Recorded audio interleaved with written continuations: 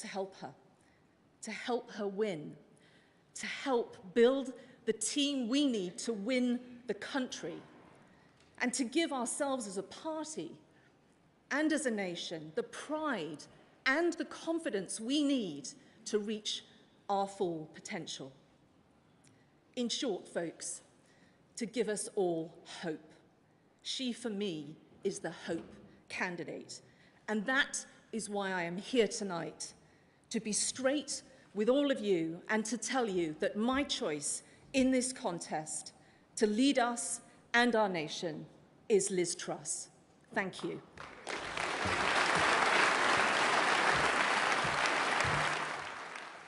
The United Kingdom is a great country, and I know that a united Conservative Party can unleash the potential of all the people who make our country so great.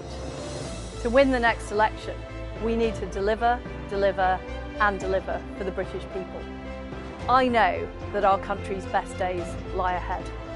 I'm the candidate with a clear vision for the future who can drive change and get things done. As Trade Secretary, I negotiated deals with allies like Australia and Japan, creating opportunities around the world for British business. And as Prime Minister, I will continue to deliver on the opportunities of Brexit.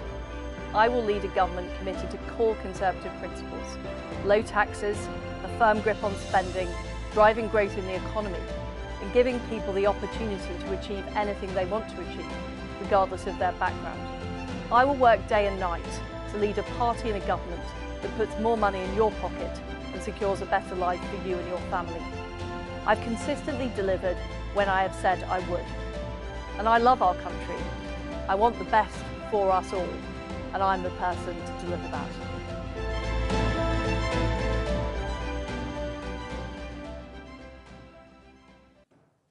Please welcome Liz Truss.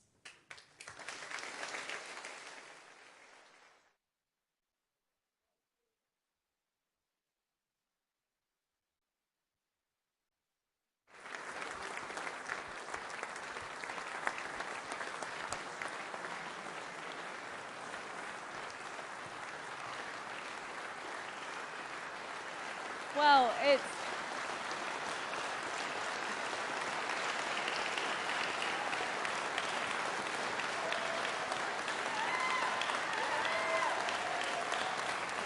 Thank you. It's fantastic to be here in Exeter, and it's fantastic to have the support of Penny Mordaunt.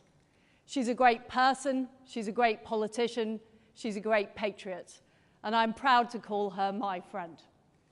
Now, I remember back in 2015, swathes of the Southwest were under the control of a dark force, the Liberal Democrats. And I remember going out there on the streets, to the farm shops, to the farms, to the Cornish pasty factories. I turned out not to be very good at crimping Cornish pasties, but with, great candidates like Kevin Foster, like Scott Mann, like James Heapy. And I remember how hard we worked. There were long hours and long days. I remember a particular afternoon at Sheppey's cider. Very, very difficult work, but somebody had to do it. But what we did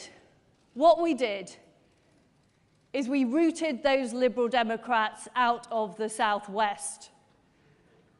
Their fake bar charts, their Euro love, their high taxes. And we made sure we won for the Conservatives. And what I want to tell you, as your Prime Minister, first of all, I would win back Tiverton and Honiton. And secondly, I would never, ever allow them to encroach in the Southwest again. Because, ladies and gentlemen, I'm a fighter. I didn't come from a traditional Conservative background. I grew up in Paisley and in Leeds, where I went to a comprehensive school. And I remember children at my school being let down. They were let down by low expectations. They were let down by a lack of opportunity.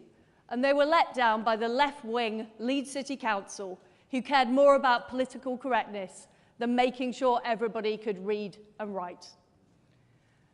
And that made me want to do something about the appalling waste of talent in this country. I wanted things to be better. And I believe that everybody should be able to succeed, regardless of where they're from, regardless of their background. I want us to be an aspiration nation. And that's why I'm standing to be your Prime Minister. But we need to be honest. We do face difficult times. We have the economic crisis after COVID. We have the appalling war perpetrated by Vladimir Putin in Ukraine. Now is not the time for business as usual. Now we have to be bold. We need a plan for growth, and that is what I will do. First of all, I'll unleash all of the opportunities of Brexit, from investment to procurement. I will get all of those EU laws off our statute books by the end of 2023, and I will replace them, making us more dynamic, more competitive, and more ready to attract investment. I'll reverse the increase in national insurance. We should have kept our manifesto commitment, and we didn't need to do it. And I think it is wrong when families are struggling to pay their bills to put up their taxes. I'd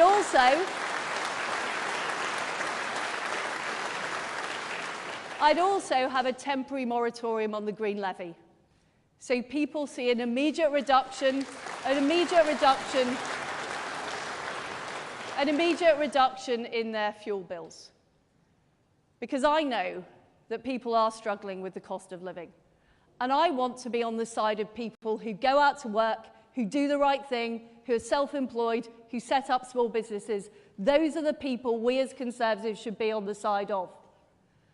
And I will also keep corporation tax low. I think it's wrong that we are planning to raise corporation tax to the same level as France. Last time I looked, France was not a low-tax country. And we need to keep our economy competitive. We need to attract investment right across this country, but we need to particularly attract it into places like the southwest of England. Now, I believe in levelling up, but levelling up for me is not just about the north.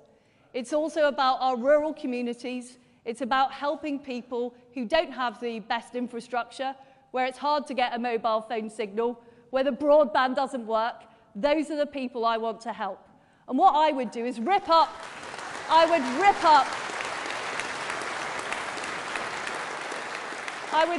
the Treasury investment rules and make sure it's fair, because you all know that the services are better in London and the South East than they are here, and we need to change that. I also want to have low-tax investment zones where we can unleash opportunity and we can build more homes for local people, going to local jobs to give people opportunities here in the Southwest. Now, before I became an MP, I was a councillor. And as part of my job as a councillor, I sat on a planning committee. And I can tell you, those are hours of my life that I will never get back. Because we all know that you sit there making those decisions and you get overruled by somebody in Bristol, or you get a top-down housing target from Whitehall. I will abolish those top-down targets, and I will give local people control of what happens in their area. I will also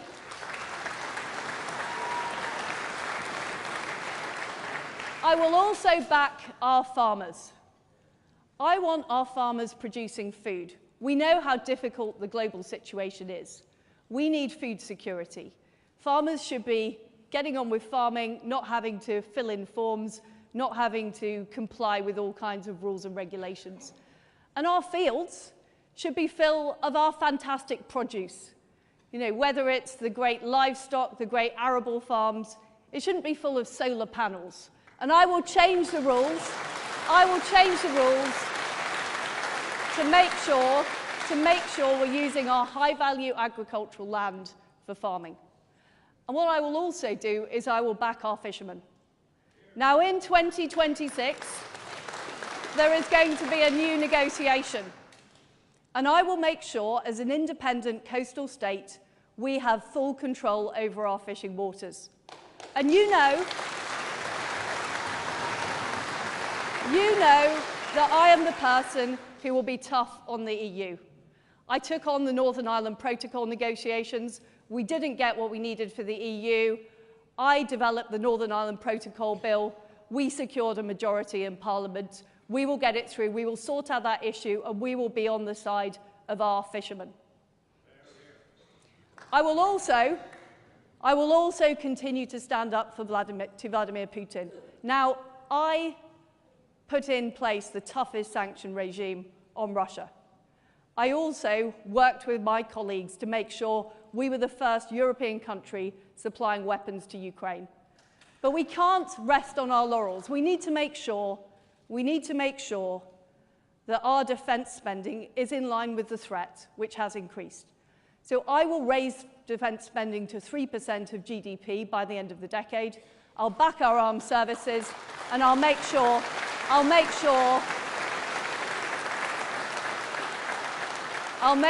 that our veterans are protected. I will also tackle the issue of small boats in the English Channel. I worked with Priti Patel on the Rwanda deal. I want to do more deals like that, and I will legislate in Britain to make sure the ECHR cannot overrule our policy to tackle illegal immigration. That is vitally important. But as well as freedom and democracy abroad, we need it here at home. And I'm a straight-talking Yorkshire woman. I know a woman is a woman. You know, you might laugh, but that's become a controversial statement in some parts of Britain today. I will protect single-sex spaces, such as domestic violence shelter, and I will make sure that we stand up for the United Kingdom, and we're proud of our history. Not just standing up for it overseas, but also rejecting the naysayers and declinists who say that our country's best days are behind us. They're not. Our best days are in front of it, and that is what I will deliver as your Prime Minister.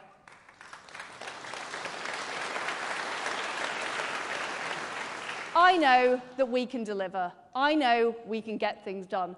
I will channel the spirit, and I was at Wembley last night watching the Lionesses.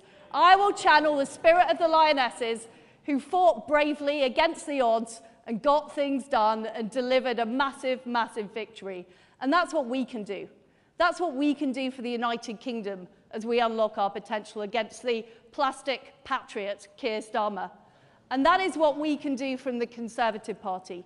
Because people who voted Conservative, from the blue wall to the red wall to Cornwall, they voted Conservative because they wanted Conservative policies, not because they wanted higher taxes, not because they wanted Labour light. They voted for us because they believe in our values, and we have to have that confidence in ourselves. And that is what I will deliver as your Prime Minister. Thank you very much.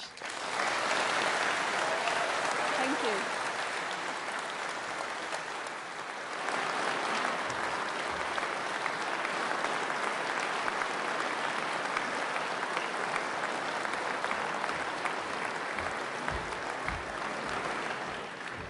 Thank you very much, everyone. That was obviously Liz Truss and Penny Mordaunt. Now we're on to the third speaker for this evening. Please welcome to the stage the Right Honourable Dr. Liam Fox, MP.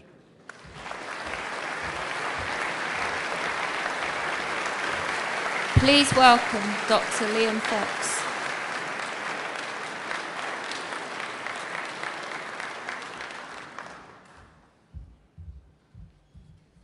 Well, good evening, everyone. When he was still Prime Minister and I was Defence Secretary, I was on a plane with David Cameron going to Afghanistan, and we were discussing the Conservative Party, and he said, Liam, I regard myself as a liberal Conservative. How do you regard yourself? And I thought this could be career-defining, this particular answer. So I said, well, David, I regard myself as an unreconstructed, free market, Thatcherite, unionist, Eurosceptic Atlanticist. And there was something of a pause, as you can imagine, after that. But I know what sort of Conservative I am, as you will know what sort of Conservatives you are. And I know what sort of leader I want as leader of our party. I want someone who believes in sound money. who understands the value of small businesses, who believes in strong defence, who values the union of the United Kingdom, and not only believed in but campaigned for Brexit. But it's not just policy that this election is about, of course, but it's about character. Being Prime Minister means taking tough decisions, even when you're unpopular. Mrs. Thatcher once said to me, "My dear," she had a way of saying, "My dear, if you want to be popular, go into light entertainment," she said. Politics is entirely the wrong career for you. As ever, I didn't quite listen. In the pandemic, Rishi Sunak took difficult but vital decisions. How many jobs would we have lost? How many businesses would not still be afloat had it not been for the furlough scheme that the IMF said was the best in the world? And character is also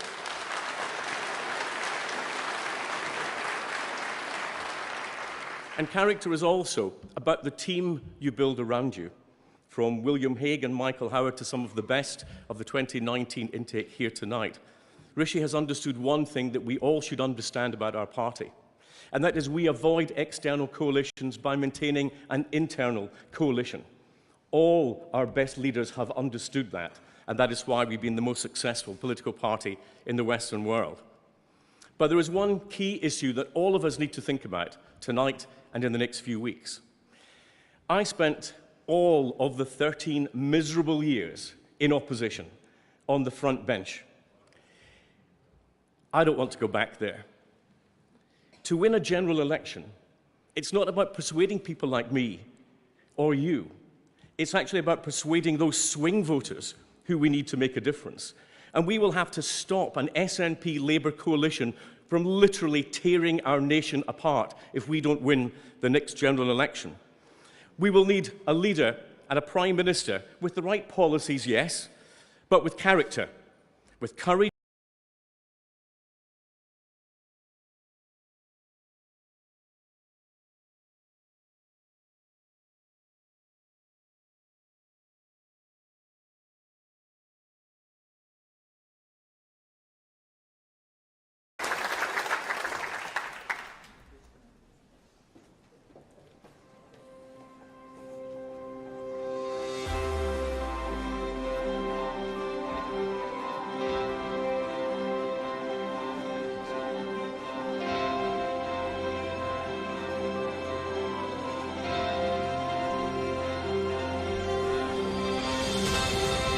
My values, traditional Conservative values, are clear.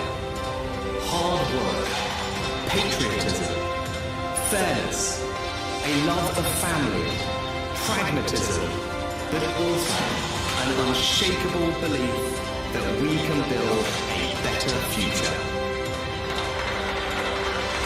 Rishi Sunak has always done right by the South West. We have a sound economic plan. We need a thriving rural economy. I know Rishi gets this. Rishi Sunak is one of the most outstanding talents that I've come across. Has all the attributes that a great Prime Minister should have. That's why I'm backing him and that's why I'm ready for Rishi.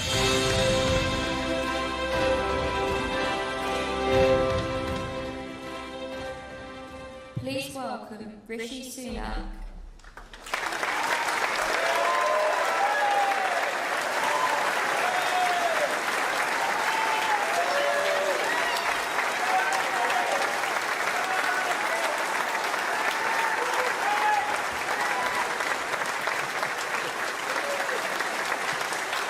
Good evening. Thank you. Thank you. Thank you, everyone. Thank you. Thank you. Good evening, everyone. It's fantastic to be with you. It's also great to be out and about in the Southwest over the last couple of days, meeting all our members, having lots of conversations, and in fact taking lots of selfies too. But I've got to be honest with you, I'm never happier when one of our members asks me to take a photo with one of their kids. Honestly, I think, finally, a photo with someone my own size.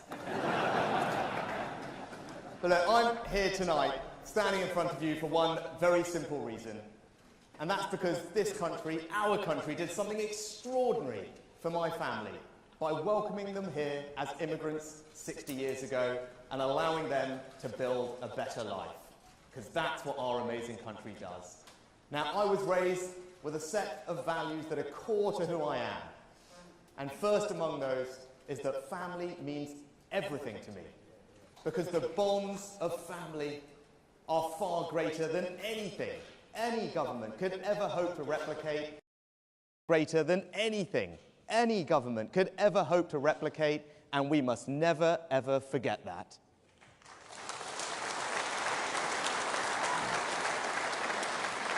Now, in my family, we prioritised hard work, because that was the way that you forged ahead. My dad was an NHS GP. You might have heard that my mum ran a local chemist in Southampton. I spent my time working there, delivering medicines to people who couldn't get them in.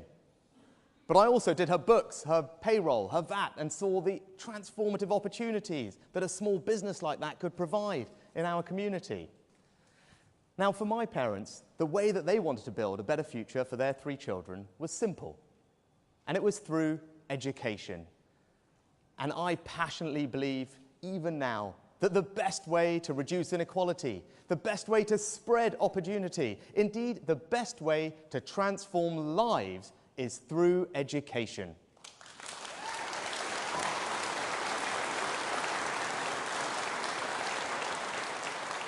So those, in a nutshell, are my values: patriotism, service, family, hard work, aspiration, and looking out at all of you, I'm sure they are your values too, because those are conservative values, and mine is a conservative story.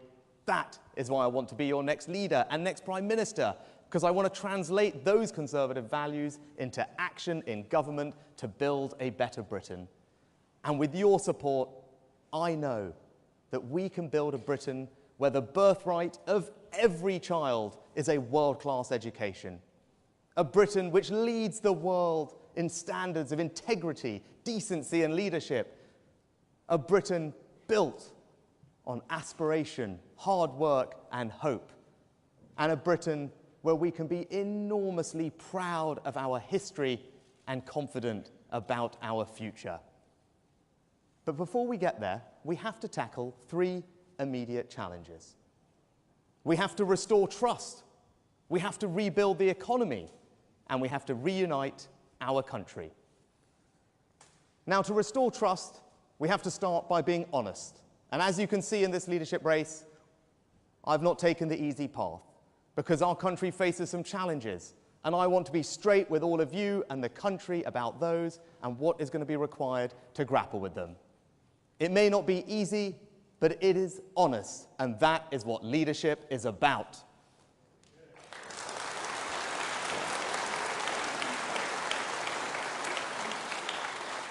But we also restore trust by delivering on the things that matter to people. And that's why I've set out a plan to radically challenge consensus and reform the NHS, so we can focus less on how much we put into it and more about what we get out of it and cut those backlogs.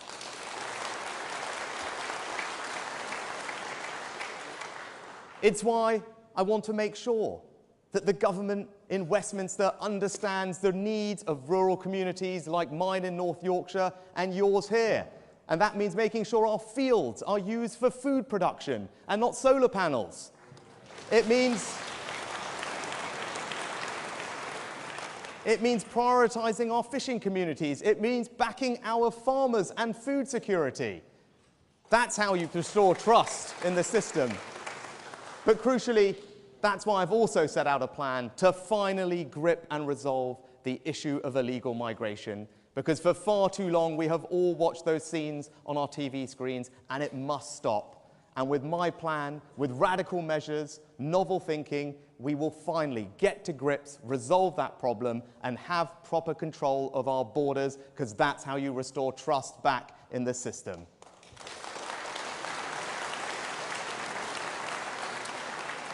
Now, when it comes to rebuilding the economy, you all know what the biggest challenge we face is, and that is inflation. And you also all know that inflation is the enemy that makes everyone poorer. It reduces living standards. It erodes people's hard-earned savings and pensions. It pushes up mortgage rates. And of course, I want to help people with the cost of living, and that's why this autumn we will cut VAT on energy bills. But I'm not going to do things that risk making the problem far worse and last far longer, especially if that means borrowing tens of billions of pounds in unfunded promises, which we just put on the country's credit card and then ask our children and grandchildren to pick up the tab.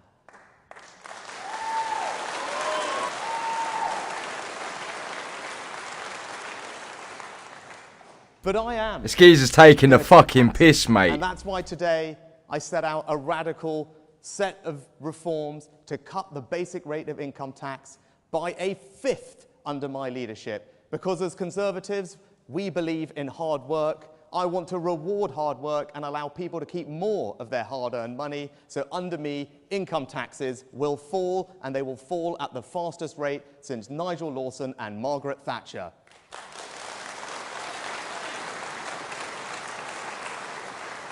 But we're going to do that responsibly. We're not going to ask our kids to pay for it. We're going to do it by being tough on public spending, reforming public services, and by growing the economy.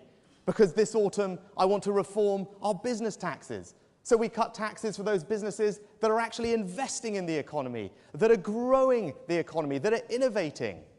And I want to take advantage of all our Brexit freedoms.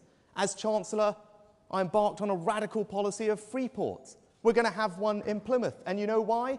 Because levelling up is not just about the north, it's about the southwest too.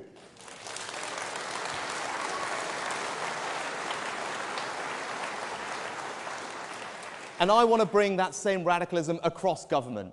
I want to reform regulations in agriculture, in financial services, in data, in life sciences, so that we can make this the best country in the world for companies to start and grow. Because in a 21st century economy, that's what you need to do. And my experience means I am the best person to lead our economy into that future and seize the opportunities that are there waiting for us.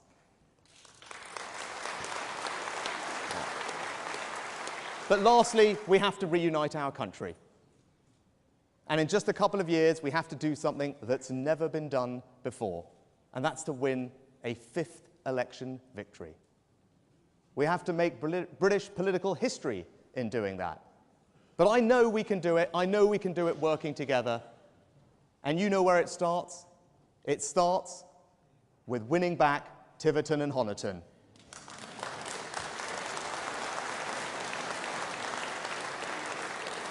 But that's not going to be enough. We need to appeal to swing voters everywhere. Here in the southwest, in London, in Cheshire and Amersham, in Brexit-supporting Teesside, in Wales and in Scotland. And I passionately believe, and the evidence shows, that I am the candidate that gives our party the best opportunity of beating Keir Starmer and ensuring Labour never win that election.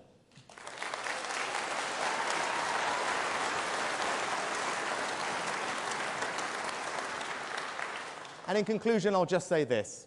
As Chancellor, you saw me in the pandemic. You saw me act boldly, radically, quickly, ripping up the rulebook to ensure that we protected millions of jobs and businesses, supported the economy, made sure it was resilient, got through the worst recession in 300 years, and bounced back strongly on the other side. And as your Prime Minister, I will bring that same energy, that same grip to all the challenges that we face, tackling illegal migration, reforming our public services, growing our economy, putting those conservative values into action. And I also promise you this. I will give you my everything, my heart and soul, into making sure that each and every one of you here tonight can feel enormously proud of the Conservative government that I will be privileged to lead. So I humbly ask for your support, not just to be our next party leader, but also the next Prime Minister of our great country. Thank you.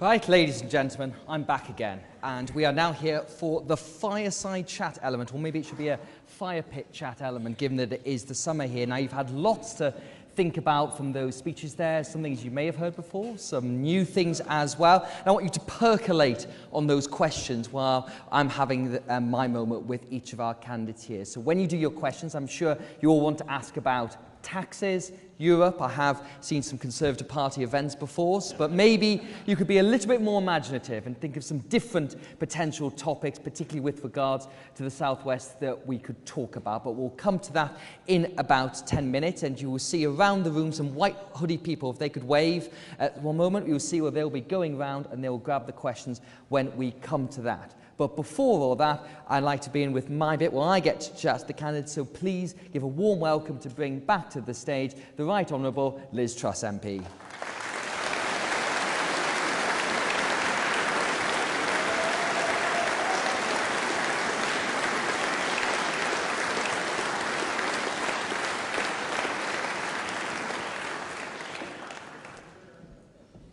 Thank you very much. Sebastian. Hello, Liz. Great to see you. Great to see you. So, shall we begin with your big new surprise endorsement that came this evening, Penny Mordaunt? And I think some people might have seen that and been perhaps a bit surprised, because I believe that some of your supporters were not the biggest fans of Penny Mordaunt. One of them, I think, has had grave reservations about her running for her candidacy. Another accused of maybe being a little bit work shy. Do you have any grave reservations about her? I think Penny Mordaunt is a brilliant person, a fantastic politician. She ran a brilliant leadership campaign, and I'm absolutely delighted that she's decided to back me and become part of my team. It's fantastic. And I think everybody around this room knows that we need all the best players on the pitch in the Conservative Party. You know, we need to win the next election. And what I am all about is making sure we unite the party, that we move forward with a really clear Conservative vision. And I'm absolutely delighted to have Penny on board. And of course, when you talk about players on the pitch in your potential future cabinet, may that include your other opponent, Rishi Sunak, if you are successful in this race? Well, I thought you were going to talk about the Lionesses, Seb. When you started talking about players on the pitch, obviously they are. Are they in your cabinet as well? They are. Well, I'm huge fans of them, and I think they showed tremendous spirit last night. You know, when it was a difficult match. Of course, I would have Rishi Sunak as part of my team. He's a fantastic guy. We need all of our best talent on the pitch, and I have huge respect for him. Now, let's talk about your slogan, which is trusted to deliver. You've been in the cabinet since 2014, and since then you've done lots of different portfolios, I think 6 cabinet jobs. Give me your... Only 5 cabinet jobs, Seb. Oh, well, the next one's the 6th one. I was education minister. There we go. Education Not minister. quite there yet. But give me your top 3 policy domestic achievements from that era, from those roles. So lots of people said after we left the EU that we wouldn't be able to get as good trade deals as the EU had. In fact, I got all of them in record time, and I got an even better deal with Japan, new deals with Australia and New Zealand, started off the process with India, started off the process with Trans-Pacific Partnership. And I'm very proud of what we achieved at the Department of Trade. We showed the massive opportunities there were after Brexit. And what I want to do as Prime Minister is be able to unleash the full opportunities, things like Solvency II, MiFID, changing our procurement laws so they're fair for British companies. And I think, so that would be a huge achievement. Number 2? One of the things that makes me proudest is the work I did to secure the release of Nazanin and Anousheh. Nazanin had been in jail in Iran on and off for 6 years. And again, I was told that this would be difficult, that this would be impossible. But I found a new way of doing things. I worked with the team at the Foreign Office, and we succeeded in bringing her and Anousheh home. And I just remember waiting at Brize Norton in the middle of the night and her coming off the plane to see her young daughter and husband. And that was one of the best moments of my life, seeing her and her family. And you know, that is why I'm in politics, to make a difference. I really felt on that occasion I made a difference. And the third thing I would highlight is the work I've done on the Northern Ireland Protocol Bill. Again, people said that this was a difficult challenge, that I'd been handed a poison chalice. I got it just before Christmas, and I did say to David Frost, thanks for the Christmas present, David, you've given me the whole Christmas to swat up on these negotiations. And we didn't get where we wanted with the EU, and peace in Northern Ireland is incredibly important to me. The Belfast Good Friday Agreement is incredibly important. I remember what it was like before that agreement was done, and how the troubles in Northern Ireland affected all of us. All of us, they are part of our family. So sorting out that has been really important. Getting the support of that bill in Parliament.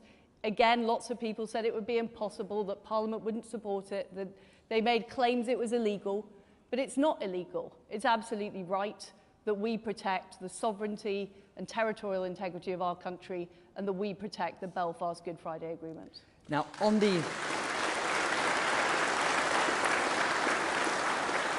latter point about the Northern Ireland Protocol situation, now that bill is making its way through Parliament at the moment, would you have any reservations at all in triggering those measures to collapse parts of the protocol, given the fact we could see a retaliation from the EU? We've got a cost of living crisis, inflation is going to be rampant. If they were then to raise trade tariffs, that could make the situation a lot worse. Well, they would be completely wrong to do this, because the way we have done the bill is to create a green and a red channel, which helps protect the European single market at the same time as protecting trade between Northern Ireland and Great Britain. And that is vitally important. Currently, the Belfast Good Friday Agreement is being undermined. The relations between East and West are being undermined, and I will not allow that to happen under my watch. I will proceed with the bill. I've always been clear that I would rather get a negotiated solution with the EU, but I think we've learnt from history that there's only one thing the EU understands, and that is strength. And I am strong enough to make this happen. Now, you talked about Tiverton and Honiton, which of course is just 15 miles up the road from here, and you've said that you're the candidate who can win, I think, the Blue Wall, the Red Wall and Cornwall, you said as well. But that was a silly pun. I apologise for my dad jokes. I'm sure the Cornish people here will forgive you one day. But there is polling out that suggests if you are facing Keir Starmer in a general election, you would lose. So what evidence have you got, having never fought a national campaign, that you can win back the Blue Wall? I've seen the opposite polls, which said I would win against Keir Starmer. In fact, one out today saying I'm more popular as Prime Minister than Keir Starmer. But one thing I don't believe in, and I frankly think there's too much of it been going on under successive Prime Ministers, is worrying about polls, worrying about focus groups. What we need to do as Conservatives, we need to do what's right. We need to do what is right for people. We need to deliver on our promises. And that is why we will gain their trust and deliver the next election. So the idea we should just be looking for the Seb Payne column in the Financial Times, and we should be worrying about the polls. We shouldn't be worrying about that. We should be worrying about delivering broadband and a mobile phone signal here in Devon. We should be worried about making sure our farmers can produce fantastic beef. We should be worried about facing down Vladimir Putin and ensure the Ukrainians win. That's what we should care about. And one thing I would do is Alistair Campbell moved the chief whip out of number 12 Downing Street, and he moved the press office in. Just to show you my priorities, I'm going to move the chief whip back in, and I'm going to move the press office out. Because my priority... Sorry. Look, he's actually not the worst. He's one of the nice ones. But my priority is delivering what the public have voted for, in line with our Conservative values of rewarding people who work hard, do the right thing, set up businesses. Those are the people that I am working for, not the press, not the pollsters, not the media. Now,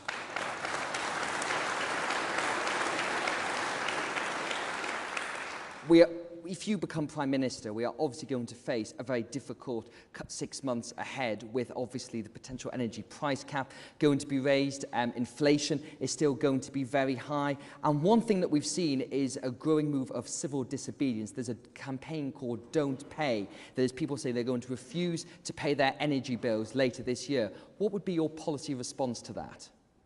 Well, my response on energy, yes, it is partly fracking, and we should allow fracking. We should allow fracking. We should allow fracking where local communities support it. And you say things will take a long time. They will take less time under my government, because I will pass primary legislation to get things done. The fact is, road projects, rail projects, infrastructure projects are taking too long in this country. They go through too many phases. The planning system is too slow.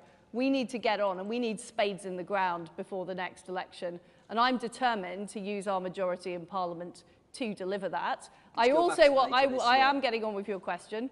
I will also make sure we exploit all of the gas in the North Sea, and we make sure we use that to bolster our domestic energy supply. I'll move forward faster with nuclear, including major nuclear stations, but also small modular reactors, which are produced in Derby, and a major opportunity for our country as well. And what I am immediately announcing is having a moratorium on the green energy levy, which will immediately save money on people's bills, as well as immediately reducing people's taxes. Because I believe it is completely wrong that at this time, when families are struggling with fuel bills, that we have put up their taxes. I spoke out against it at Cabinet at the time. I'm still against it. I mean, on the issue of civil disobedience more generally, I am concerned about militant trade unions. I will root out the trade union time wasting that is currently going on Whitehall at the taxpayer's expense. And I will also legislate to make sure we protect essential services, including essential use of our railways. It's completely wrong that people who work hard are penalised and can't get into work. Meanwhile, train drivers who are already very well paid are causing havoc. Now, we've only got a few minutes left before...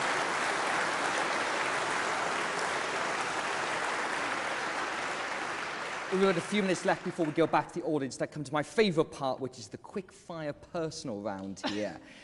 Liz Truss, which opposition politician do you admire the most?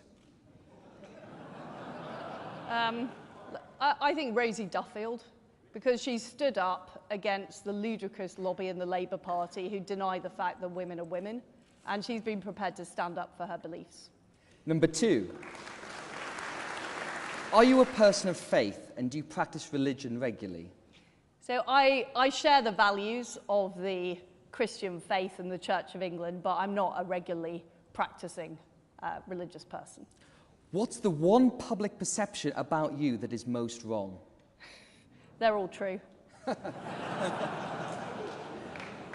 What is the best non-political book you've read recently? Ooh.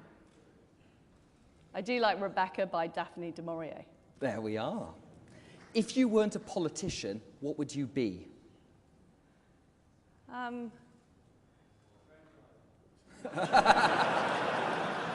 Someone's going to have to drive them. Believe me, it would be less stress and probably more money as well. But what would I be? I actually absolutely love food, so I'd love to be a food critic and a food writer. So. And finally, do you have any doubts about your ability to fulfil the role of Prime Minister? No, I don't. I've been Foreign Secretary, I've been Trade Secretary, I've held other roles in the Cabinet. I know there will be tough times, but I also know that I can deal with difficult situations, I can get the job done, and I'm completely determined and resolute. And one last bonus one, without thinking of fields of wheat too much, what is the most embarrassing thing you've ever done? I mean, honestly, yes. My daughters will be watching this, and I absolutely am not going to say. Oh. Right, well, Liz Truss, thank you so much for being such a good sport. Now, let's go to audience questions. If you look around, you will see the people in the white hoodies who've got the microphones. So if you want to raise your hand, we'll try and get through as many of them as we can.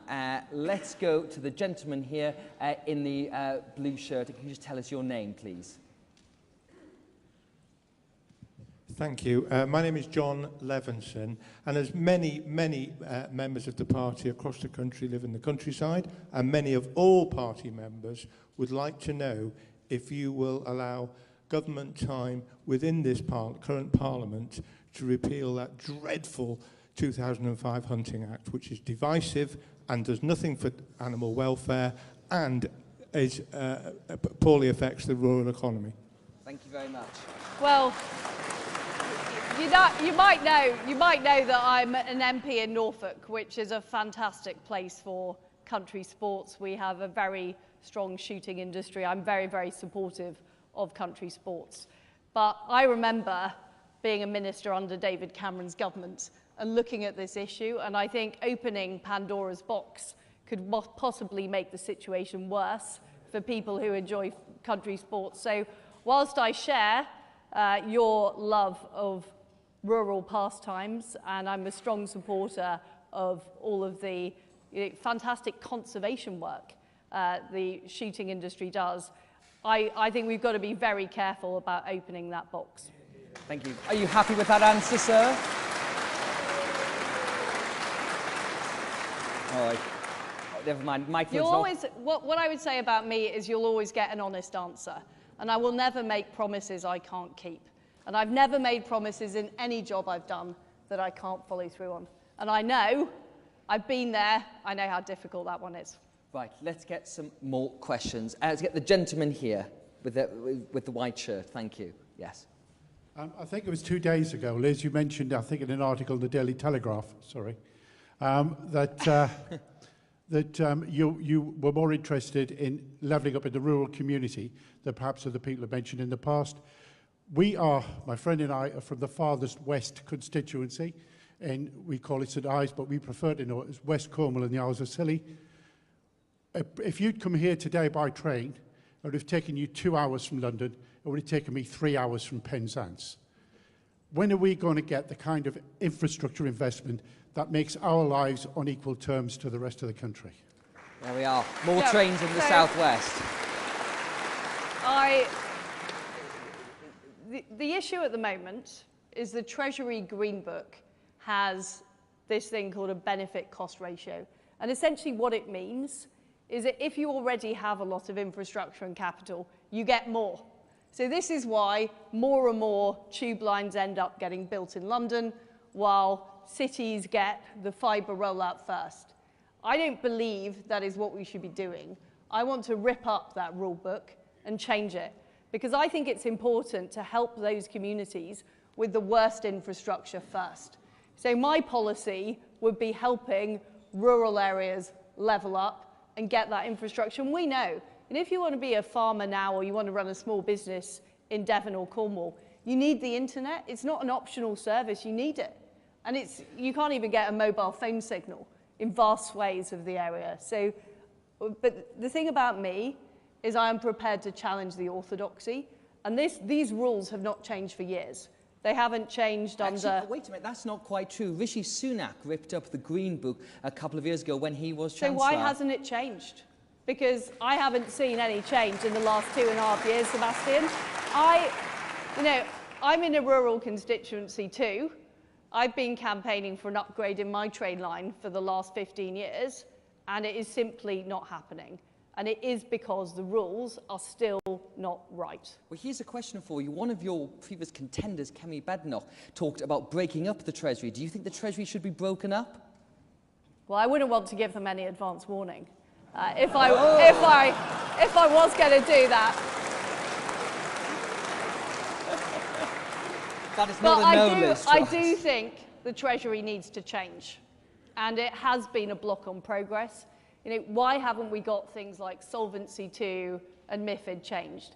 These are the things that would unleash investment, including into our rural communities in the southwest. We haven't changed them since Brexit, and we need to get on with it. And this is partly about challenging not just the Treasury orthodoxy, but the Whitehall orthodoxy and getting things done.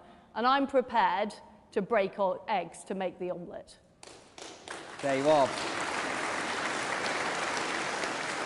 Bad luck for people in the Treasury who enjoy breakfast. Now let's go over here. There's a lady just here who's sticking her hands up. If you just, I think you might have a green top on there. Thank you very much.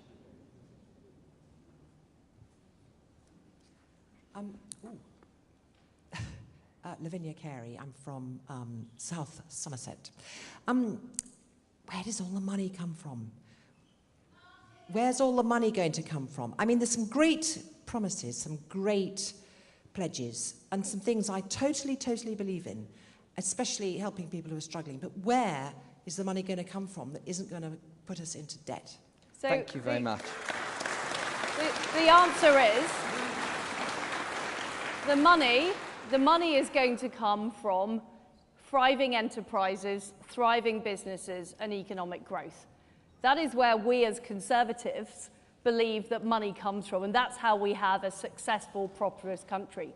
And the fact is, if we tax businesses too much, if we tax people too much, and we've currently got the highest tax rates for 70 years in our country, we will throttle that growth.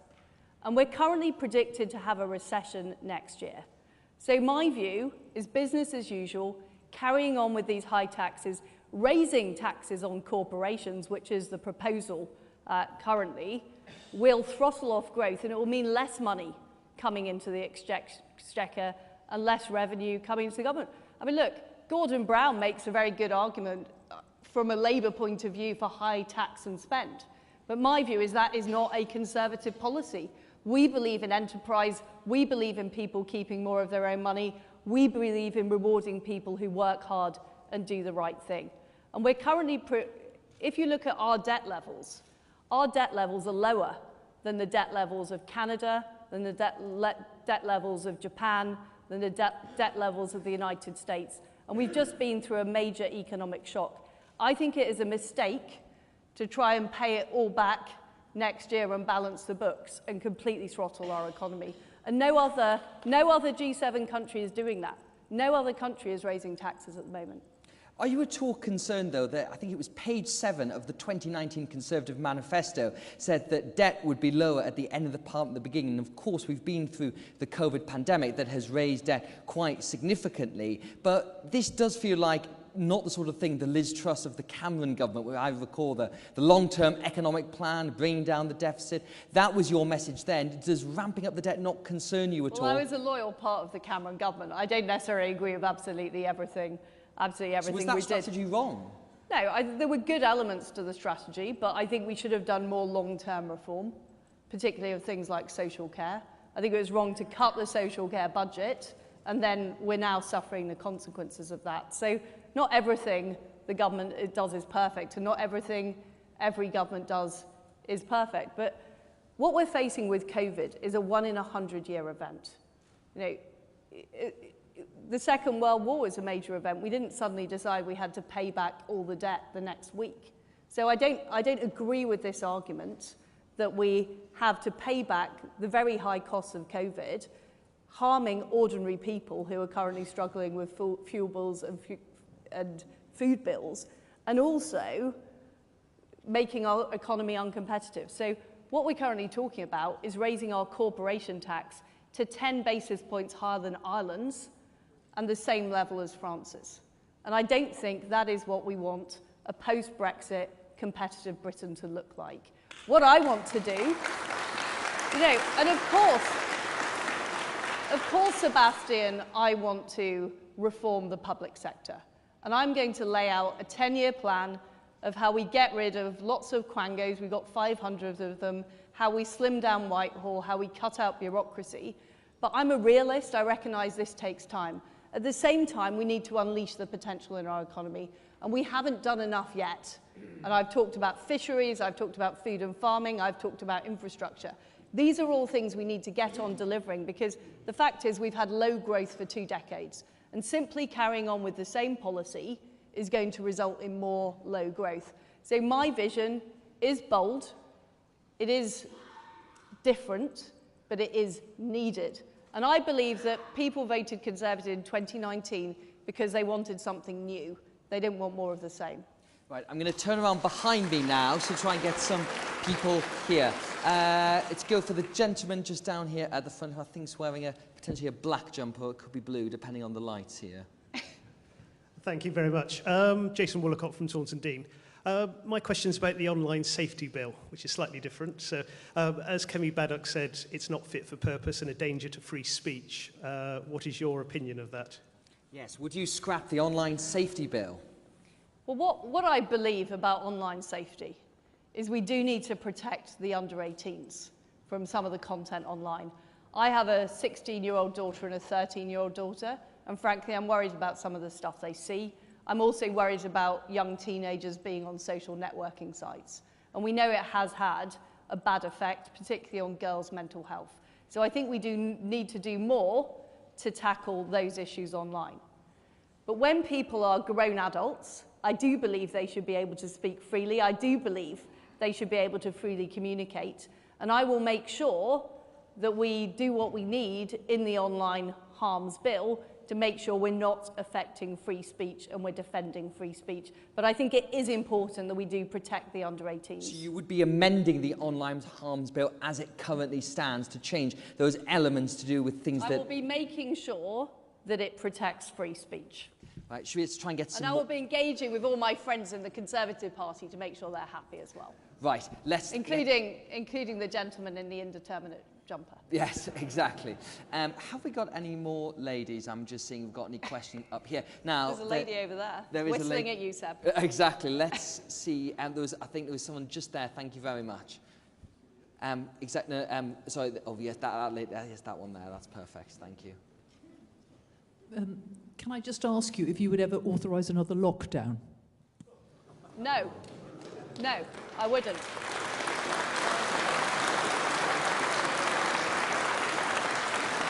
Do you regret any of your support for the 3 lockdowns within government? Because, of course, there's been many policy areas that you were part of the government at, the national insurance rise, for example, which you've now come out against. So privately, do you think lockdown was a bad idea? Well, every single chance I was given the opportunity to express a view, I was on the favour of doing less rather than more on lockdowns and opening up the economy earlier. The fact is I wasn't part of the key COVID committee. I was the International Trade Secretary. I was spending my time trying to get all these trade deals done. I wasn't really a core part of that COVID decision making, and often, frankly, it was presented as a fait accompli, as the French would say, to the wider cabinet. And look, when I have objected to government policy, in the case of national insurance, I did so in cabinet at the time. I said it would be a mistake to raise taxes. I said we didn't need to. We could afford it within our current spending envelope. Under my plans, it will still be the case that debt is falling within 3 years, and I thought it was a mistake at the time. But I'm a loyal person. I respect cabinet collective responsibility, and governments don't work if everybody's just talking offline all the time. I know it makes you happy as a journalist, Seb, when people sort of leak stuff to you, but I can tell you one of my criteria for the people who would be in my cabinet if I was Prime Minister is I don't want people who leak and brief. I want people who have those discussions internally and then behave properly externally. I could tell you the 2 other criteria as well, if you like. Yeah, please do. I'm quite worried. One is is they've got to have conservative views, and the second is they've got to be able to get things done and challenge the orthodoxy.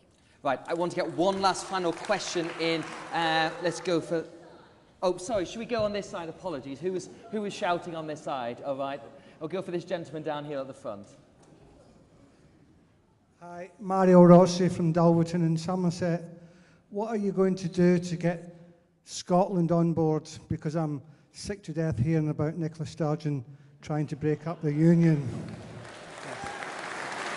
Well, this gentleman clearly has a very pertinent point that the bonds of the United Kingdom have weakened over the past 12 years of Conservative government. And if you look at Northern Ireland or Scotland, independence is very much a question again. And, you know, what is your plan to reverse that? I'm not sure. I don't suppose you are planning to build any walls. So I went to primary school in Paisley in Scotland, and I went to secondary school. Oh, and you did too. Maybe we were in the same class. Anyway, I feel like I'm a child of the union.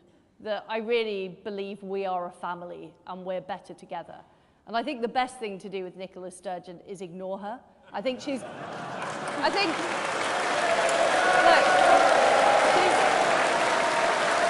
sorry. It's a bit difficult when she's First Minister, though. She's got to... democratically elected position, just as you would. I'm sorry, she's an attention seeker, Seb. That's what she is. And what we need to do is show the people of Scotland, Northern Ireland and Wales what we are delivering for them, and making sure that all of our government policies apply right across the United Kingdom.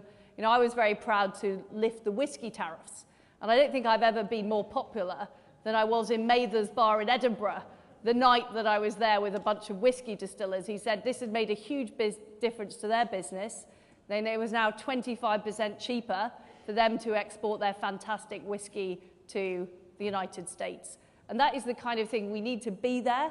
We need to be showing what we're delivering.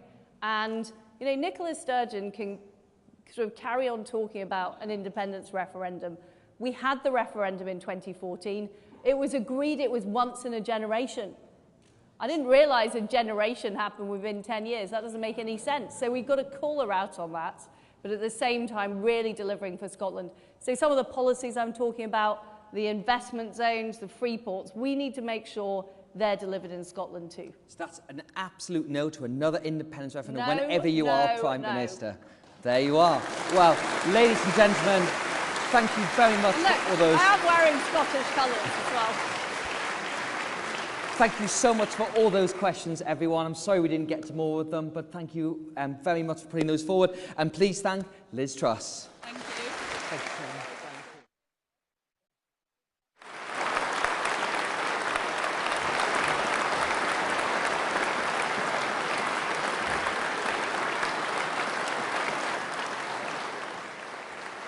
Right, so we now have a little bit of changeover as we have obviously our next candidate.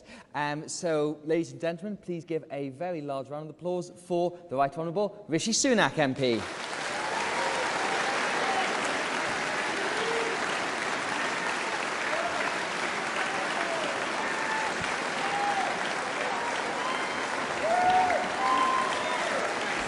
Good to see you. How are you? Right. Thank you very much. Well, welcome, Mr. Sunak, back to the stage. Let's begin with your big announcement, which was on the front page of many newspapers today, about tax cuts. Some point in the future, when you launched your leadership campaign, you said that the Conservative Party faced a choice between reality and fairy tale economics. Now, what's not fairy tale about a tax cut 6 years away that's predicated on a fifth general election victory you said was going to be a historic problem? Right. Well, the difference is my plan is one that's paid for. And that's the big difference. And it's one that comes in after we've got a grip of inflation. Now, this is not something I've just come up with today. As Chancellor, I put in place a tax strategy which will deliver in this Parliament the first income tax cut that we've had in almost 16 years in this country. And that was in my plans, and I paid for it by making sure that we're going to be controlled with public spending and that we're going to grow the economy. And as Prime Minister, I want to go further than that and keep cutting income tax, because it's the best demonstration we have as a party to the working people of this country that we're on their side, that we want them to work hard and we want to reward that hard work, put more money in their pockets. That's what Conservative governments do, and that's what I'm going to deliver. Now, why did this idea just come at this point in the campaign? Because some of your opponents have said that you've done screeching U-turns, flip-flopping, because you announced the VAT energy cut last week, this tax cut now. At the beginning of this campaign, you weren't really thinking about this sort of thing. What changed? When you say the beginning of this campaign, Seb, this campaign's only just getting started. Feels like it's been a lot longer, I think. So, I mean, we've got weeks of this. The balance are just only arriving this week, right? So let's not get carried away. We're right at the beginning of this thing. Now, we have to differentiate two things. How do we help people in the southwest and across the country with the immediate challenges they're facing with the cost of living? And in that context, it's absolutely right that we go further than I announced as Chancellor, because the situation has changed and energy bills are going to be higher. And the easiest thing we can do at this point, given we're pretty close to the autumn, is to cut VAT on fuel. That's why I'm going to do that. But that's temporary and for a specific purpose. That's very different from me standing up here and promising all of you 30, 40, I think at last count, £50 billion worth of permanent unfunded tax cuts, because that isn't Conservative, and that would be risky in the environment that we're in. So it's right to provide short-term help for people with the cost of living, but it's also right to give all of you in the country a sense of where I want to take the economy. And where I want to take it is in a direction where we're being disciplined on public services, We're reforming them, not just putting more cash into them. We're growing the economy by doing radically things differently with business taxation and Brexit opportunities. And then we're using that growth to cut taxes responsibly and over time and cut income tax because we want to reward hard work. That's my plan. Now, in this contest, Rishi Sunak, would you describe yourself as a change or continuity candidate? And are you a doomster or a gloomster at all, as you're accused by your successor in the Treasury, I believe? Well, look, I'm definitely the change candidate. And the reason is, if you look at my political career, well, you say I was in Boris Johnson's government, right? I mean, remember, Liz is, I think, the longest-serving cabinet minister in the cabinet at the moment, and she was in the cabinet before I was even an MP. So it's hard to say I'm the one that's been around a long time. But in any case, look, if you look at my political career, at the crunch moments when we have thought about doing things differently, where have I been? When it came to the Brexit referendum, when I was told that my career would be over before it had begun, when we did have a bunch of doomster predictions, which I remember certain people were campaigning on. Where was I on that divide? I supported change. I supported Brexit. And I believe in my principles then, and I believe in my principles now. Now, one of the policies you put forward quite recently was to do with house building, and essentially you said we're not going to be building houses on the Greenbelt. Now, my generation, it's quite hard to believe, they're still vaguely young, but the under 35 generation are really struggling to buy houses, and fundamentally this is a supply problem. And doesn't your policy, which has been criticised by some centre-right think tanks, just make the supply problem even worse? How are people of my generation ever going to buy a house under Prime Minister Sunak? Well, first of all, it's absolutely right, and there'll be people in this audience who want to do that. And many of us sitting here tonight will remember what it feels like. We remember how magical it was when we got that set of keys to our first flat or house. And then we started to improve it and make it our own. We maybe got married and built our family there. That is an incredibly conservative dream that we need to fulfill, and right now too many young people can't do it. So it's absolutely right to ask the question, because if we are going to protect our green spaces and we're not going to impose top-down planning targets on our local authorities, how are we going to do it? Well, we need to do a few things. We need to make sure we unlock brownfield land across the country. There are about 1 million homes that we can build on brownfield. And indeed, one of those centre-right think tanks you mentioned wrote a very good report about that. So if the government steps in to remediate that land, we can build houses there. The second thing we need to do is in our urban areas, largely often controlled by Labour authorities, they're not building enough. Our urban areas are not dense enough if you look at our cities versus all European cities, so we can improve it there. And then the third thing we need to do in terms of supply is something that isn't particularly British sounding, and that's more flat pack housing. And the reality is most other advanced countries use modular housing, and they do it because it is high quality, it is faster, and it is cheaper. Now, lastly, because I know this is an important question, so I'm going to give you an extra bit of detail, it's not just about supply, because that will help.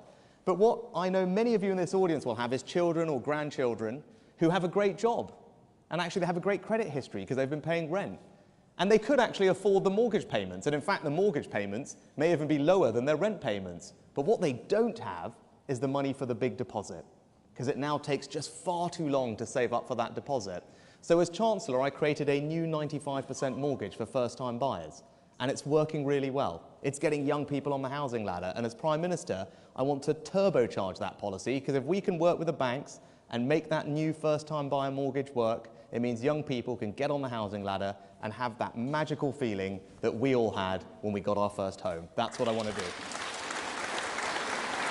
Now, I want to put to you the same question I put to Liz Truss earlier about Tiverton and Honiton, just 15 miles up the road here, because that by-election loss was a historic loss for the Conservative Party. And I think, much like your opponent, you've also said you're the only candidate who can win the blue war and the red war. Again, you've not led and fought a national election campaign before. What is the evidence you can win back Tiverton and Honiton? Well, first of all, I'm sure there are a lot of people here in the audience who are campaigning there, and I came down to support you. Can I just say thank you to you, because you guys did an extraordinary job in very difficult circumstances from Westminster, and actually we all owe you an enormous vote of thanks, quite frankly. So first of all, thank you for that. So, look, when it comes back to winning Tiverton and Honiton, there's the immediate issue of fixing the school, and that's one that we'll need to get on and deliver at some point soon, because I think people want to see change there. But more broadly, if you look at rural areas, you look at liberal-leaning areas, What is it we need to do? Well, look, like many of you, I live in an incredibly rural part of the country, and rural communities have particular challenges. You know, whether it's bus services, whether it's getting broadband out to rural communities to spread opportunity, whether it's making transport infrastructure work properly, and whether, as I discussed earlier, it's about backing farmers and making sure the trade deals we sign are not quote-unquote one-sided, as the NFU decried one of our trade deals, but actually work for British farmers. So we need to get the rural community to first of all realise that they can trust a Conservative government, and everything about my background should tell you that I will deliver that. But I think also what we need to do is just improve the conduct of government. And in areas like this, when I was knocking on doors and I was speaking to people, what people did not like, that in their view government was not run properly, it was not run seriously, and it was not run with decency and integrity. And that is the change that I want to bring as Prime Minister. Well, of course, the name you didn't mention there, of course, is Boris Johnson, who was Prime Minister. And I think you may be saying that essentially some of the issues with his government are the reason you lost that by-election. And you've explained the ethical problems that you had towards the end of that government, but also disagreements in fiscal policy. So why didn't you quit earlier? Because I instinctively wanted to try and make it work. I wanted to give him the benefit of the doubt for as long as I could. And I wanted to keep serving the British people. But it got to a point where the government found itself on the wrong side of yet another ethical divide that was hard for me to defend, combined with my well-documented differences on economic policy. And so, along with 60 other members of Parliament, I took the difficult decision to leave government, because I thought that both our party and our country deserve better, and that's the change that we now need to bring. Now, just before we come to the personal quickfire round, you mentioned trade deals before, and there's been some commentary, I think, from sort of people allied to your campaign about the Australia trade deal, which had particular things to do with farmers, and saying that this shows Liz Truss's Remainer roots, which I think was probably quite a surprising thing to people who've seen what Liz Truss has been saying about Brexit. But do you think there's a problem with the trade deals we've negotiated in terms of agriculture? And would you like to overturn the trade deal with Australia because it's not good enough for farmers? Well, we can't rip up treaties that we've already signed with these countries, but what the lesson we need to learn is that we shouldn't be rushing to sign trade deals as quickly as possible. We should be taking the time to get them right, and we should make sure that they work for British farmers. It's not rocket science in that regard, because our farming communities are incredibly important to our country. I see that every week when I go home to North Yorkshire. My neighbour is a dairy farmer. The NFU tells me I represent more farmers than any other constituency, and I certainly represent more sheep than people where I am. So this is something that I acutely feel every week. And I want to make sure that we run a government that is respectful of rural communities, that's supporting them, that is prioritising food security and food production and backing our farmers. That's here at home, and it's with trade deals, and that's the change that I will bring. Right, now let's do the quick-fire personal round before we get out to questions from the members here. So the same ones that I asked to Liz Truss. Which opposition politician do you admire the most? Oh, gosh, right. Well, probably let's try and not damn them by outing them now. So rather than give you one who is currently there, I'll give you my favourite one that is no longer with us, and that's Hugh Gateskill. And he was a Labour Chancellor in the 50s. And a former Wycomist as well, if I believe. There we go. So he was at the same school as me. I have a picture of him up in my study when I was in Downing Street, alongside Nigel Lawson and William Gladstone. The reason I chose Gateskill, because even though he was a Labour Chancellor, here are some of his policy positions. While the Labour Party wanted to ban the bomb and do nuclear disarmament, he was in favour of the nuclear deterrent. Well before Tony Blair thought about it, he wanted to abolish Clause 4. And then also, while the rest of the Labour Party was headlong into more European integration, he remained very sceptical of the European project. So as far as Labour politicians go, I thought he was pretty sound. There we are. Number 2, are you a person of faith? And do you practice religion regularly? Yes and yes. I am a Hindu, I'm a practicing Hindu, and that's how we've raised our kids. And as I was saying, just a few weeks ago, I was back at my temple in Southampton where I grew up, because every year we have a family prayer day where we cook lunch and serve it to the community, and it was a very special part of how I was brought up, and it's a special part of how I live my life today. Number 3, what is the one public perception about you that is most wrong? You know, it was what you touched on before, about it's this idea of continuity versus change. And actually, I've spent my life wanting to do things differently. I'm not in this just to manage things. I'm in this to radically transform things. And we talked about that with Brexit, where I took the side of the argument was about doing something brave, doing something different, being bold. You saw that from me during the pandemic. I ripped up the rule book in a matter of weeks to design programs, interventions, policies that this country had never seen before, and made sure that we protected people's jobs and businesses. When it came to the lockdown that people wanted to do last Christmas with Omicron, I came back from a business trip abroad and I wanted to stop that from happening, and I'm glad I did with others make sure that we didn't walk into another lockdown which would have needlessly damaged, thank you, the country. And if you look at my plans going forward, yes, of course I want to be responsible in managing inflation. That's a sensible Conservative thing to do. But gosh, do I want to be radical about how we grow this economy. As Chancellor, I set up free ports. It's one of the few things visibly that we can see as a benefit from Brexit. I want to reform financial services regulation. I want to make sure this is the best place in the world to innovate. I want to reform the corporate tax system. And actually, hopefully we'll get onto this in the Q&A. Liz Truss's policies on corporate taxation are exactly the failed Treasury orthodoxy of the last 10 years, which hasn't worked. I want to change it and grow the economy. I'm going to stop you because this is the quickfire round. This is the quickfire. But before, what is the best non-political book you've read recently? Well, actually, I reread one of my favourite books with my kids, and that was Going Solo by Roald Dahl. If you weren't a politician, what would you be? On my bucket list of life's ambitions, well, when I was a kid, I wanted to be in a Star Wars movie, so that's probably not a sensible thing to do. But I'm a massive football fan. I'm from Southampton, and if I would get to be able to run Southampton football... Oh, wow, is there a Saints fan here? Look at that. Brilliant. Well, there's 3 of them. Amazing. Well, if I could run Southampton Football Club, I would be a very happy man. Do you have any doubt about your ability to fulfil the role of Prime Minister? No, I wouldn't be sitting here if I did, right? I mean, obviously these are difficult jobs. Obviously we face challenging times, but I would have not put myself forward and asked all of you to support me if I didn't think that I was up to the task of meeting those challenges and leading our country forward to a brighter future. I passionately believe that I can do that. I can do it all for you very well. And most importantly, I can go and smash Keir Starmer and the Labour Party and the Liberals at the next election. And then finally, our last quickfire question. What is the most embarrassing thing you've ever done? Oh, gosh. Well, certainly, recently, some of you might have seen that I struggled to pay for petrol in a car that wasn't mine. So there we go. Not a mistake that I'll make again. You've learned how to use contactless card now for paying for petrol. It's amazing. I tell you, this technology these days, it's amazing. Exactly. There we are. Right, now let's open some questions from the audience. Once again, you can see the people with the white hoodies, and we'll get round. And I'm going to start over here because I didn't come over this end last time. Oh, yes, I'll do my best, don't worry. Could we go to this lady, just 3 Glad you're heckling him here. and not me yet. Exactly. Just here, thank you, lady with the glasses, thank you. I come from West Dorset, and we don't have a very big population, and so your criteria of value for money when it comes to transport and infrastructure, we don't hit that target. So what will you do for West Dorset for buses?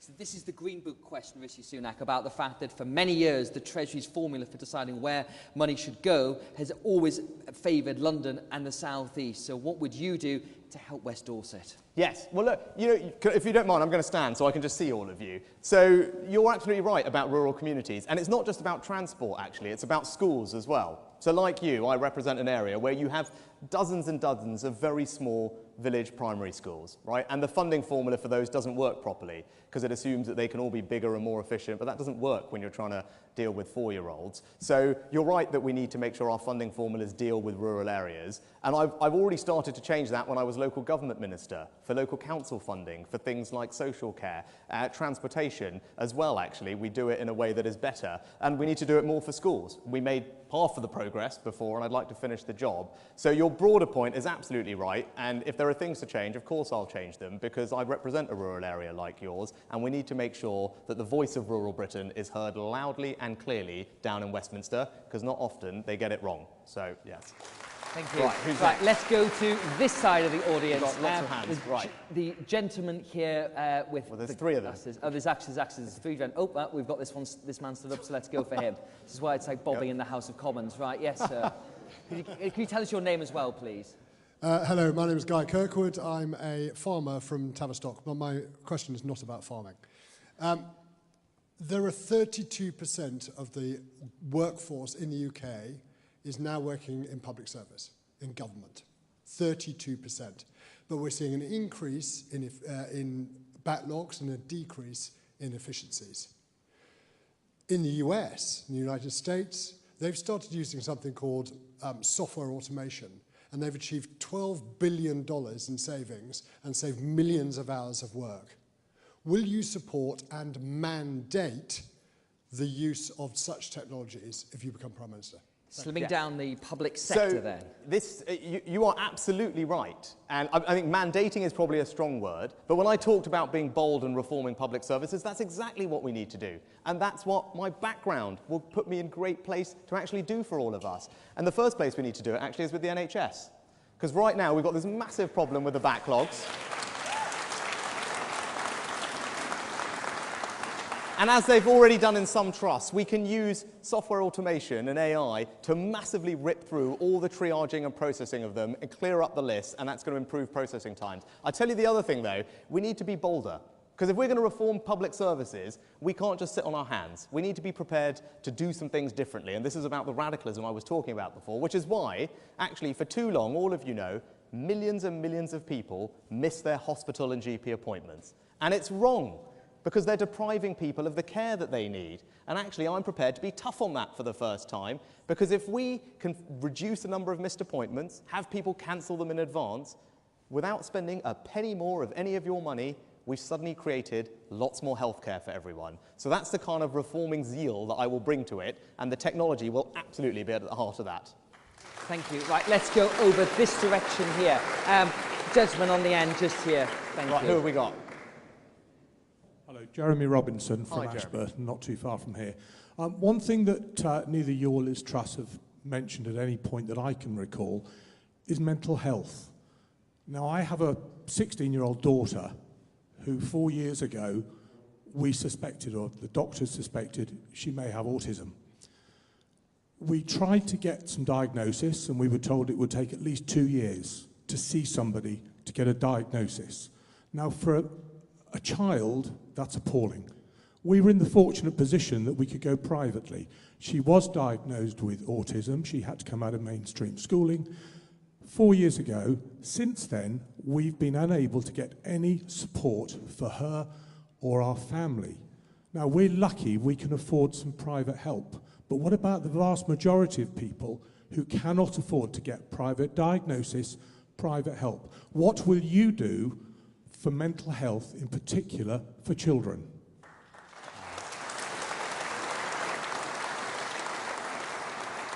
Well, Jeremy, my two girls are a little bit younger than yours, so I can imagine how difficult and challenging that's been over the last couple of years to deal with. And actually, I was going to pay tribute to Jeremy Hunt, because Jeremy was the first health secretary who finally made sure that the NHS prioritised mental health, gave it a ring-fenced budget, and got the focus on it in a way that it hadn't happened before. And I think Jeremy deserves enormous credit for doing that, I think well before I was even an MP. But the job's not done, as your experience shows, and we've got further to go. And particularly for young people, you know, what I like to see is more mental health provision in educational settings to identify problems earlier. And we've started doing some of that, but there's more we can do. But also, we need to make sure that we stop the problem at source. And one thing that's increasingly clear, and this will be different for your daughter who's suffering from autism, but one of the growing reasons that children and adolescents are suffering from mental health is because of what they see online and what they're exposed to online. And there'll be many parents and grandparents here, like me, with young daughters especially, who will be horrified at what might happen when their kids are using their iPads. And that's why I think we need to crack on with the online safety bill, and we need to really make sure we clamp down on this pernicious content, because yes, we need to get you the support you need for your daughter, but we also make sure that we're protecting millions of other children from very bad things happening to them, and that's what I'll try and do. Just on that question, Rishi Sunak, about the online safety bill, this came up in the last session. Would you look to change the bill at all? Do you have any concerns as it stands about its free speech provisions? Yeah, there's a very particular bit of the bill that talks about legal but harmful content, and I think that's the bit that just needs looking at to make sure that we are not overly infringing on free speech. Governments generally should be in the business of saying this is legal, this is not legal, with a clear line. So that grey area we need to make sure that we get right. Right, let's go over. I'm doing a sort of clockwise thing around the room, which was far better. Right, the lady there, just about 3 from the back. Thank you. Good evening. My name is Claudette, and I've listened very carefully to what you've both had to say. You've both said that you would like to reward hard work. You're interested in your rural areas. And one area of growth that hasn't been mentioned is our elderly population. And that comes hard on your comments about social care. It needs to be fixed, sir. I'm retired and I am a baby boomer. I went back to work because I spent my life working in elderly care. When the pandemic hit, I'm no hero, I wanted to help. I work for a small company and I've got over 40 years' experience in all aspects of healthcare, especially dementia, elderly care. Could I ask you to get to the question, I'm please, getting the Yes, question please, is, sorry. are you listening to the state that elderly care is in? We need help now. Thank you very much. Well, thank you. So, you know, I did something as Chancellor that was quite difficult, and I've got a lot of criticism for it.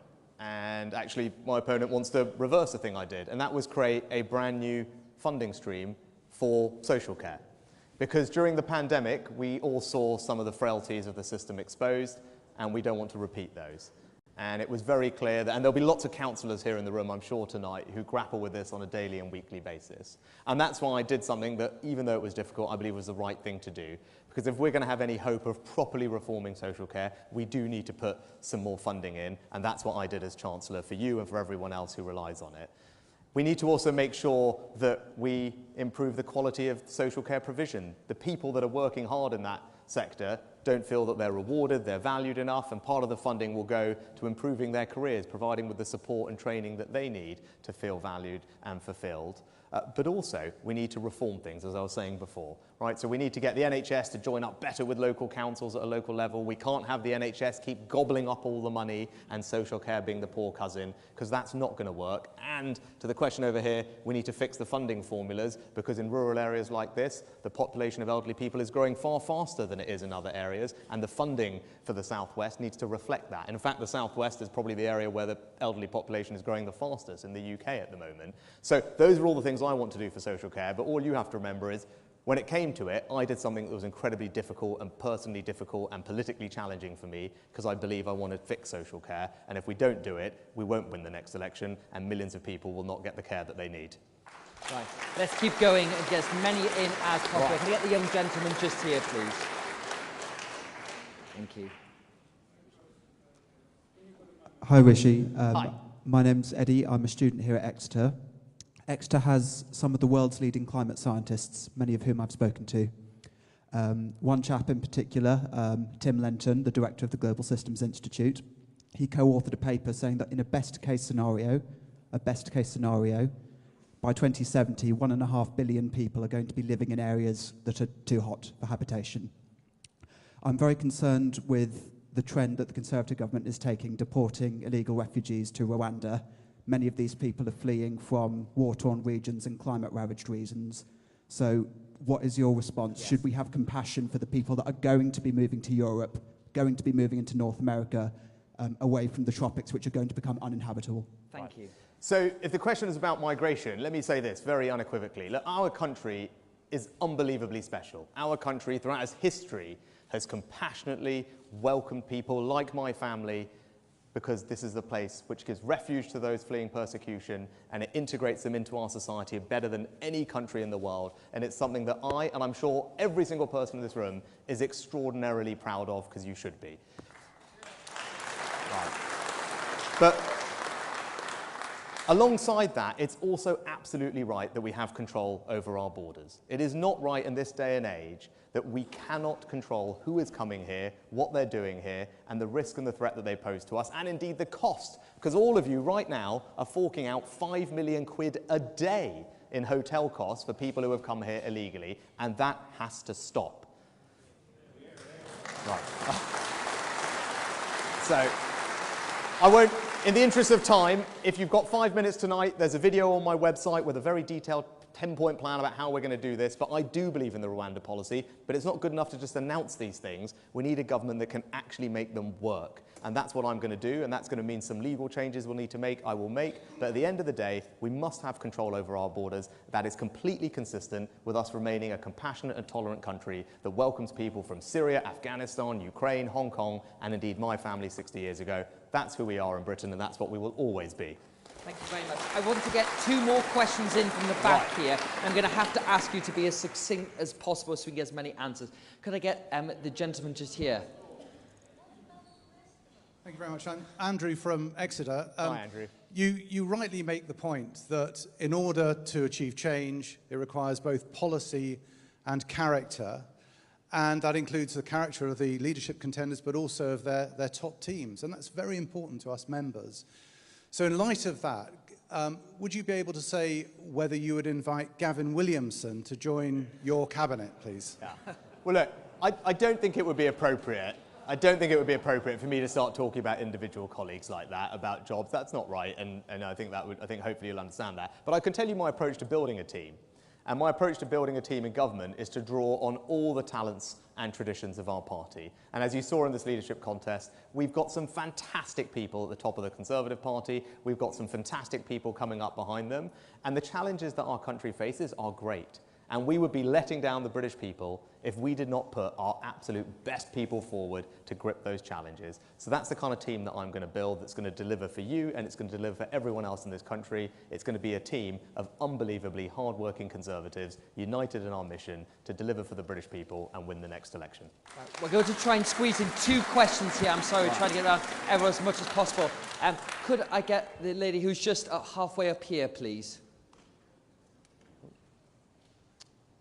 Oh, it was actually either one of those ladies, but yes, of course, go ahead. Thank you. My name's Anne Large. Okay, we'll try and get through as many of them as possible. Yes. Yes, I'd like to know how important loyalty is to you, because I don't feel you were at all loyal to Boris Johnson. Right, okay.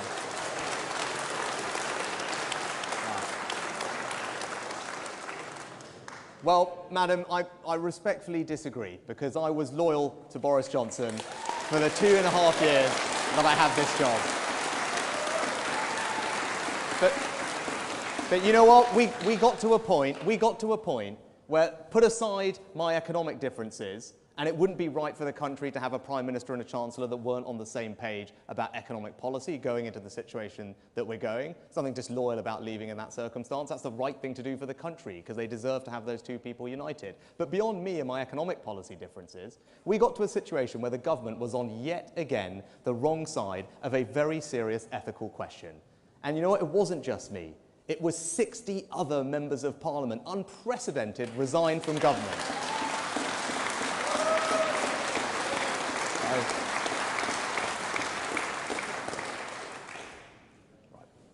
There we are. Thank you very much. Right, we're going to... Sorry, I'm trying to get around as many people as possible. I'm sorry, this is the last question we're going to have here. This gentleman has been having his hand up all evening, so I take this one, please. Thank you. And I'm very sorry we didn't get to more of them. My name is Philip Beck. Can I just ask, is there a way that those of us who haven't been able to have our questions answered can communicate with the 2 candidates? Is there a question you'd like to ask Mr. Sunak now, sir? Sorry? Is there a question you'd like to ask Mr. Sunak Yes. now? I Yes, do would you have a like to question. ask that? Right now. Philip. There are thousands of pensioners under the Pension Protection Plan who have absolutely no inflation protection whatsoever. And why is that? It's because the Department of Work and Pensions refuses to alter the terms of the PPF, the Protection Pension Plan. Yes. And why is that happening, in spite of the fact that the civil servants in the in the DWP have full pension protection. Right. Can we get something done about that, please? We'd like to take that one. Well, can I take that one away, Philip, and go and have a look at it? But what I can tell you is the triple lock is definitely back. It will be back this autumn for next year, because I do believe in making sure. There we go. You like that? But you know what? Can I, Seb? I know we're over time, and I don't want to overstay my welcome. But there was someone who shouted out something about corporation tax, which I want to address, if I can, as the last thing. Can I? Right, go on. Yeah, go for it. I think I could probably hazard a guess, but, you know. No, so my name's Martin Brooke. I'm the Vice Chair of the English Review, a big company. That's 1,500 SMEs. When 2019, the poll came out when we won the stonking majority, I cried. It wasn't crying with joy, it was crying with relief. You see, Corbyn's tax policy on corporation tax was to hike it up. But you see, I can afford that in my family and my business because I was already spending everything we had on looking after my children who came here, graduated here. My question is, you are going to put up corporation tax on small businesses the same that Labour would do. That would kill my business. I wouldn't be able to fund my children at university. Why are you, as a Conservative future potential Prime Minister, ever thinking of whacking corporation tax up? Got it, right, perfect. Brilliant, I'm so glad you asked, Martin. I am so glad you asked so we can address this. I'll tell you what I am doing. I am reforming our corporate tax system. I'm reforming it in a radical way to make sure it actually delivers for all of you and this country. Yes, the headline rate of corporation tax is going to go up. But you know what? The rate it's going up to, it's still the lowest in the G7. France, Italy, Germany, Canada, all the rest of them, right? America, yes. It's the lowest out of those 7 countries. Look at the G20 group of countries, the 20 largest economies that we compete with in the world. The rate will still be the 4th lowest, with only, I think, Indonesia, Turkey, and Saudi Arabia lower than us. So it is clearly an internationally competitive rate, and no one can tell you otherwise. Secondly, it doesn't apply to genuinely small and medium-sized businesses. They're going to continue paying the same very low rate that they pay today. 70% of registered British companies are not going to see an increase in their corporation tax. What we're talking about is just the largest ones that are going to see an increase to, again, an internationally very competitive rate. And the third point you should take away is the important one. We are also going to cut taxes for business at the same time. But we're going to cut the taxes on the things that actually make a difference to our growth and our productivity. We're going to cut the taxes on business investment. Because we have tried a failed experiment. The orthodoxy that I'm accused of, that's what I'm going to change. Because that low corporation tax rate we had has done absolutely zilch for investment in our economy.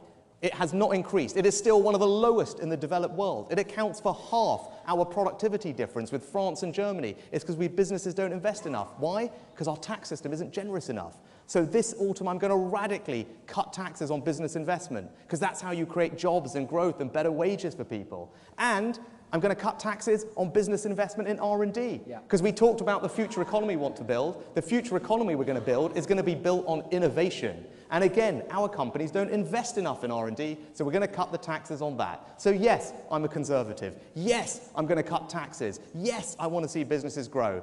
But I'm not going to stick with the failed plans of the past. I'm going to do something radically different, and that's going to grow our economy. That's what I'll do for you as PA. Well, thank you very much. We've got ended up on that. Thanks very much. Thank you very much. Good to see you. Everyone, thank you, Rishi Sunak. Well, ladies and gentlemen, thank you so much. That is it for the second Conservative Leadership Hustings. I hope you found it informative, enlightening, and it's helped make up some minds about who should be the next Prime Minister. For those of us who are watching remotely, the next Leadership Hustings will be held on Wednesday in Cardiff, and I'm sure we'll be hearing plenty more from the candidates until then. Thank you once again for all your questions. Thank you for coming out this evening, and thank you for having me.